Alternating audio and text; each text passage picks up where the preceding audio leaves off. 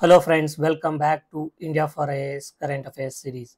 This is Manjunath Mudhol. Topic of this video is Hyperloop technology. In this video, we are going to discuss about Hyperloop technology, its working mechanism, development of Hyperloop technology in India, followed by one prelims practice question. This topic it falls under GS3 paper. Within GS3 paper, it falls under transportation infrastructure and also it falls under science and technology, recent developments in transportation sector. This topic it is exclusive prelims oriented topic, so it is a exclusive prelims oriented topic, so there are no possibility of question being asked on hyperloop technology in the UPSC mains. So ಇದು ಪ್ಲಿಮ್ಸ್ exclusive topic ಆಗಿರುತ್ತೆ. ಮೇನ್ಸಲ್ಲಿ ಯಾವುದೇ ರೀತಿಯ question ಬರುವ ಸಾಧ್ಯತೆಗಳು ತುಂಬ ಕಡಿಮೆ ಇರೋದ್ರಿಂದ so ಇದು ಪ್ಲಿಮ್ಸ್ ಎಕ್ಸ್ಕ್ಲೂಸಿವ್ ಟಾಪಿಕ್. ರೀಸೆಂಟಾಗಿ ಇಂಡಿಯಾದಲ್ಲಿ ಹೈಪರ್ ಲೂಪ್ ಪ್ರಾಜೆಕ್ಟ್ ನ್ಯೂಸಲ್ಲಿ ಏನಿರುತ್ತೆ, ಏನಕ್ಕೆ ಅಂತಂದರೆ ICF Chennai integrated coach factory ಚೆನ್ನೈಯಲ್ಲಿ ಏನಿದೆ, ಸೊ ಆ integrated coach factory electronics technology ಹೈಪರ್ ಲೂಪಿಗೆ ಏನು ಬೇಕಾಗಿರುತ್ತೆ, ಹೈಪರ್ ಲೂಪ್ ಪ್ರಾಜೆಕ್ಟಿಗೆ ಬೇಕಾದಂಥ ಎಲೆಕ್ಟ್ರಾನಿಕ್ಸ್ ಟೆಕ್ನಾಲಜಿನ ಡೆವಲಪ್ ಮಾಡೋದು ICF ಚೆನ್ನೈ ಅಂತ ಯೂನಿಯನ್ ರೈಲ್ವೆ ಮಿನಿಸ್ಟರ್ ಏನಿದ್ದಾರೆ ಅಶ್ವಿನಿ ವೈಷ್ಣವ್ ಹೇಳಿರ್ತಾರೆ. ಸೊ ಹೈಪರ್ ಲೂಪ್ ಟೆಕ್ನಾಲಜಿ ಯಾವ ರೀತಿ ಇರುತ್ತೆ, ಸೊ ಅದರಲ್ಲಿ ಏನೆಲ್ಲ ಕಾಂಪೋನೆಂಟ್ಸ್ ಇರುತ್ತೆ, ವರ್ಕಿಂಗ್ ಮೆಕ್ಯಾನಿಸಮ್ ಏನು ಅಂತ ಇವಾಗ ನಾವು ತಿಳಿದುಕೊಳ್ಳೋಣ.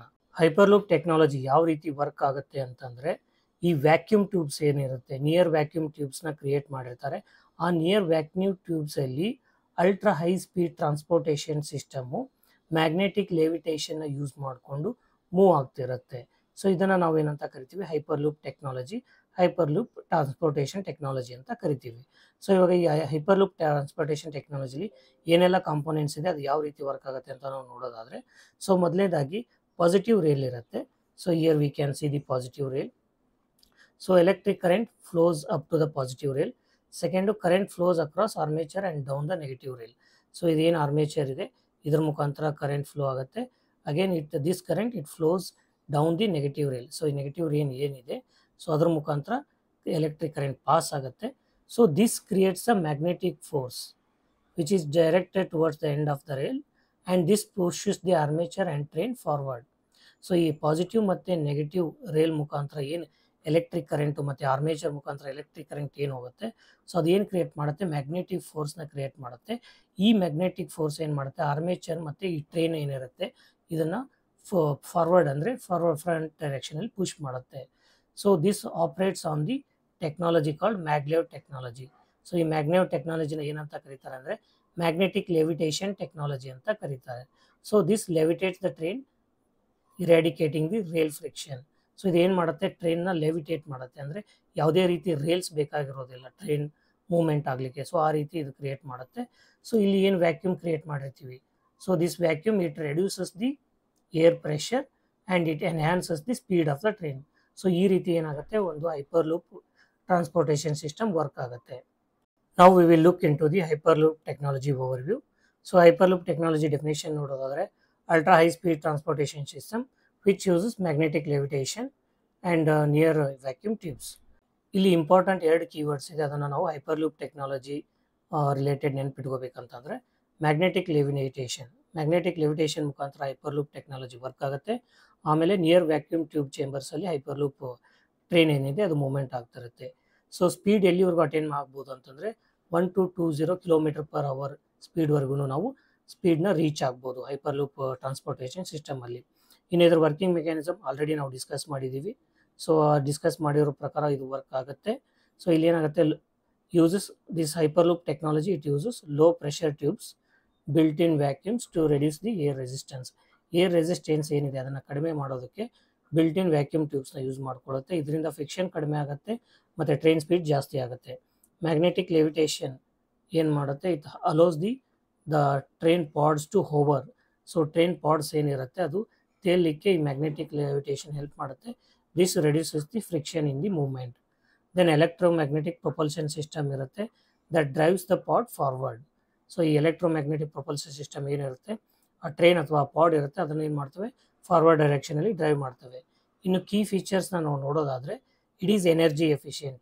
Hyper loop technology it emits low emissions and it is faster than the air travel and on shorter routes. Shorter routes ನಾನು shorter routes compare ಮಾಡಿದ್ರೆ it is faster than the air travel. Then it reduces the road congestion and noise pollution. So ಇದು traffic ಕಂಜೆಕ್ಷನ್ನು ಅದನ್ನು ಕಡಿಮೆ ಮಾಡುತ್ತೆ ಮತ್ತು noise ಪೊಲ್ಯೂಷನ್ನು ಕೂಡ ಕಡಿಮೆ ಮಾಡುತ್ತೆ. So these are the benefits of the hyperloop technology. Coming to the origin, this concept it was initially proposed by Elon Musk in the year 2013 through Hyperloop Alpha white paper. Now we will look into the Hyperloop development in India. So ಇಂಡಿಯಾದಲ್ಲಿ ಹೈಪರ್ಲೂಪ್ project development ಏನೇನಾಗ್ತಿದೆ ಅಂತ ನಾವು ನೋಡೋದಾದರೆ, so ಇಂಡಿಯಾದಲ್ಲಿ ಯಾವ್ಯಾವ institution involve ಆಗಿದೆ? IIT Madras. So it is doing testing and research in hyperloop development project. And integrated coach factory ಏನಿದೆ ಚೆನ್ನೈಯಲ್ಲಿ, it is developing electronics and technical components required for the hyperloop project. So this technology, this Hyperloop project, it is being developed under Ministry of Railways. So key testing facility ಎಲ್ಲಿದೆ ಅಂದರೆ IIT Madras ಅಲ್ಲಿದೆ. So it has the longest hyperloop test facility in Asia. ಅಂದರೆ ಏಷ್ಯಾದಲ್ಲಿ ಅತಿ ಉದ್ದವಾದ ಹೈಪರ್ಲೂಪ್ test ಎಲ್ಲಿದೆ ಅಂದರೆ IIT Madras ಅಲ್ಲಿದೆ. ಸೊ ಇದರ ಉದ್ದೇಶಗಳನ್ನು ನೋಡೋದಾದರೆ, so it aims to develop indigenous hyperloop system and to position India as a global leader in futuristic transportation technology, especially Hyperloop technology. So ಇದರಲ್ಲಿ ಯಾವ ಕಂಪ್ನಿ ಇನ್ವಾಲ್ವ್ ಆಗಿದೆ ಅಂತ ನಾವು ನೋಡೋದಾದರೆ, IIT Madras Avishkar hyperloop team.